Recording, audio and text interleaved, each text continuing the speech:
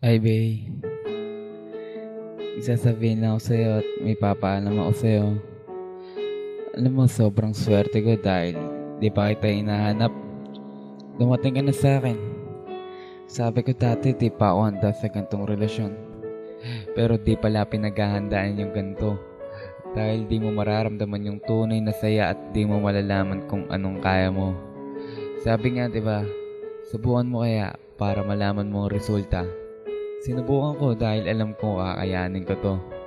Dahil sa mga pinapakita mo sa akin na di ka nagpapakita ng alam mong ikahihina natin dalawa at di ka nagpapakita ng alam mong hindi dapat.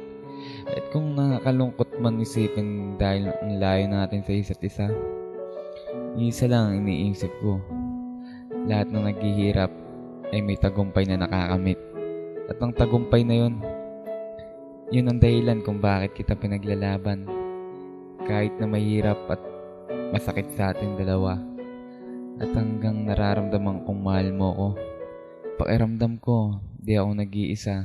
At di ako nag-iisang lumalaban. At di ako susuko hanggang alam kong kaya ko pa. Kasi ko, kung magmahal, wala akong ibang intensyon sa minamahal ko kundi paligayahin siya at busugin ng pagmamahal ko. Salamat. Salamat ng marami dahil ikaw ang nagturo sa akin kung paano lumaban at kung anong kaya ko. At ikaw ang nagpakilala sa akin kung sino ko. Bay, mahal na mahal kita. Wala akong ibang maipangako sa'yo, kundi ang mga salitang di kita sasaktan, di kita iiwan.